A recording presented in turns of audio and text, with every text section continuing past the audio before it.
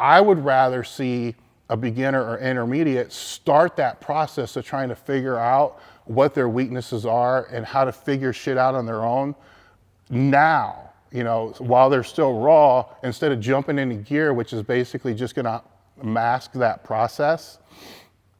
Because there's... Get the fuck up. Simon says, get the fuck up. Throw your hands in the sky. I have a lot. 1, 2, 3, 4, 5, 6, 7 questions about training with gear and converting from training raw to single ply, or training raw to multiply, or multiply to raw, or single ply to raw, and vice versa. So there's a lot of questions. I'm going to kind of address all of them with one answer. The very first thing that I'm going to point out, and we'll put a link in the video, is when it comes to going from geared to raw, and that's single ply or multiply. I wrote an article about this and actually embedded it into a bigger article. The bigger article is called 12 Tips for Advanced Lifters, and I believe it's the second to last tip. And in that section, I discuss the conversion from gear to raw and explain why a lot of lifters' raw strength tanks, or the perception of their raw strength tanks when they go out of gear and start lifting raw. It's not because they got weaker using gear. And the article discusses that a little bit more. The main reason for that, to really simplify this, is when you have gear on, especially the gear today, multiply and even the single ply, there is a certain feedback that you're getting from that gear with all lifts. So, except the deadlift, that's a little different animal because gear really doesn't have much carryover to the deadlift at all. So let's just kind of set that aside. But when you stand up with a squat and you have gear on, a lot of the feedback that you're getting from the gear in regards to the tightness on how it feels in your quads, the tightness on how it feels in your hips, the tightness of how it feels in the straps, all that is helping you to process and to make decisions on where your body positioning should be. So it's a feedback loop that's going from your nerves, your body, to the gear, from the gear to your nerves and your body, and so forth, helping you to position your body to be able to get in the best position possible. This is also why it takes time to get acclimated to the gear as well, because you have to learn how to process and let the gear kind of help guide you where you're supposed to go, and you guide the gear. Otherwise, the gear could, you know, send you places you don't want to go. So once you get acclimated to that, and for a squat, just as an example, if you stand up and you begin to sit back, and if that gear is not pulling correctly on your hips, and you could be completely subconsciously doing this without even knowing it, and you're not feeling the right tension in your hips or your hip flexors in the gear, you're probably going to, you know, posterior tilt a little bit more. You're going to sit back a little bit more. You may even pull your chest up a little bit back, or pull your head back a little bit more, until you start to get that tension in the hips that you know is supposed to be there as you sit down. And as you get lower and lower, that gear is also providing that feedback throughout the legs and the hips, and actually the groin as well, and the straps pulling down on you, and your face feeling like it's going to explode. You know, in regards to where your depth is and how your knees are, if you need to push your knees out and so forth. Training in gear for extended periods of time, you're going to start to rely on those feedbacks to be able to tell you where your body positioning needs to be. Now, when you strip that out and you stand up, your body is essentially saying, when there's no gear, and this isn't, this is with the same stance, you know, competitively, or non-competitively, I suppose. It doesn't really matter. But this is why when people go out of gear and they do their first squat workout raw, they stand up with weight and they're like, oh my God. You know, they have no idea what to do. You know, when they stand up with it, they don't know where their hips are supposed to be. They don't know where their knees are supposed to be. They don't have that feedback to be able to tell them, here's where it all needs to be. That all needs to be reestablished again. From what I've seen with guys in multiply, and I assume it would be about the same with single ply, this can take anywhere between 4 to 6 months. I guess it's really going to depend really upon how often you're actually training.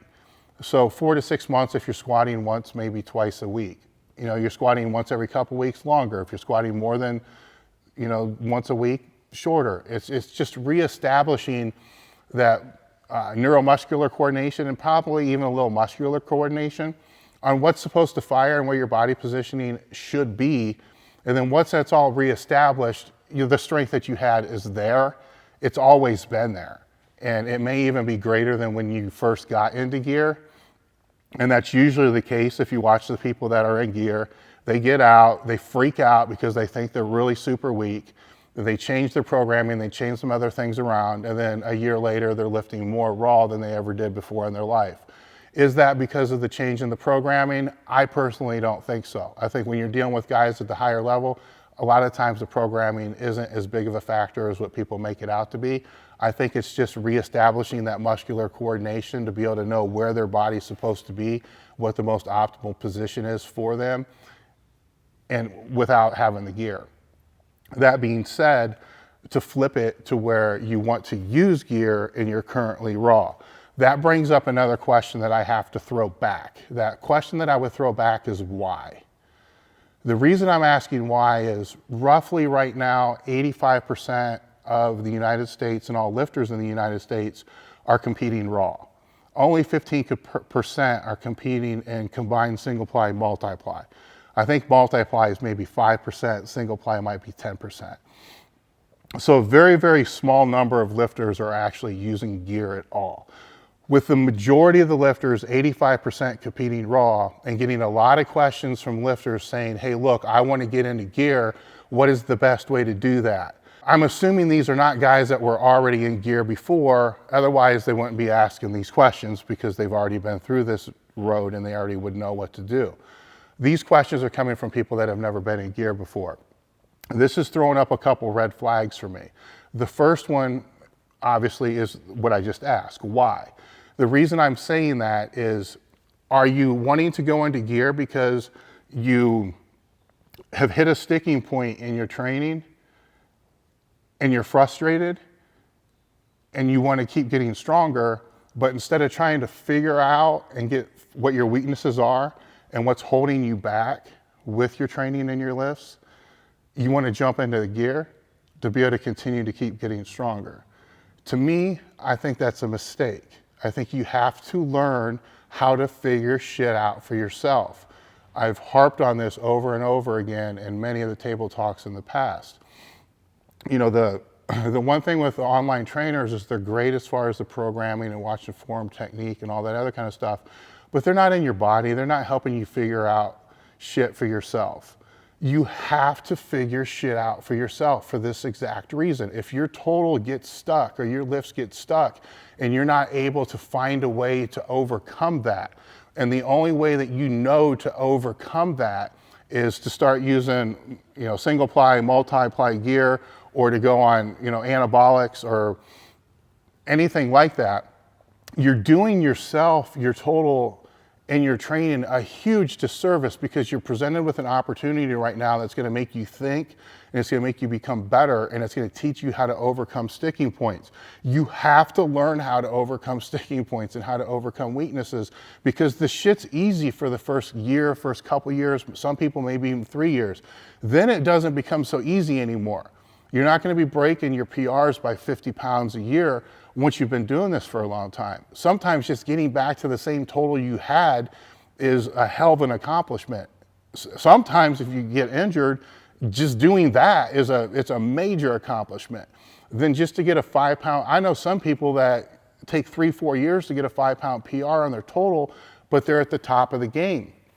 So things get hard, and sometimes it takes a long time to figure out what your weakness is. You're going to make a lot of mistakes to try to find out what you need to do to get better. So I would rather see a beginner or intermediate start that process of trying to figure out what their weaknesses are and how to figure shit out on their own now, you know, while they're still raw, instead of jumping into gear, which is basically just going to mask that process. Because they're still going to have the weak point when they get into the gear. Yes, their lifts are all going to go up. They're all going to be a little bit stronger, but they're still going to run into that wall. All they're doing is postponing when they're going to run into that wall. Learn how to break through the wall now. Then when you get into the gear, you can move into the gear. If the reason why is you just want to change things up. You want to have fun. You want to see if there is a specific overload that it can provide that will carry over to the raw lifting. I do think that is possible. In that case, I don't think it really matters if it's going to be single ply, multiply, where it's going to be. It's whatever is the most comfortable, the most convenient for you to be able to get. As I said, with the majority of the sport right now being raw, there's probably a ton of gear that you can just borrow from people, and we sell gear. So this shows you how much we really depend upon gear sales for us to stay afloat. But if you want to play around in gear, I'm sure there's a ton of people that just loan you shit to be able to try out to see how it works for you. And then you can cycle it into your training. I wouldn't cycle it in for too long if you're still going to compete raw, because I wouldn't start to become acclimated to that changing your form or your style, especially the squat and the bench, because it might be too hard for you to be able to get it back to where it is typically. And with the bench shirt, it's going to change quite a bit, especially a multiply, because you're going to be bringing the bar lower, you're going to be tucking more.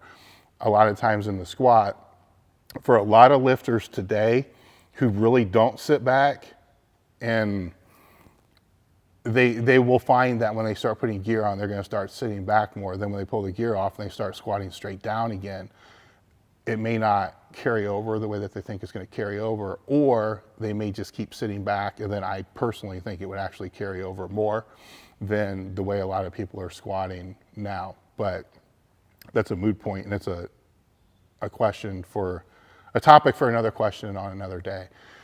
So to condense this answer down, I think the reason why a lot of the questions are being asked is because people are starting to run into sticking points. And with that being the case, find out how to overcome the sticking point now before jumping into the gear. If that's not the case, and you want to get into gear, and you want to do it on a more permanent basis, you want to do geared meets. My advice would be, first figure out where you want to lift and how you want to lift. Once you figure that out, what federation you want to lift in, and then use the maximum gear that's allowed for whatever that federation is. So don't jump into multiply if you want to be an IPF world champion, because it's not going to do you any good. It's just going to be a waste of money, and you're still going to have to end up in the single ply.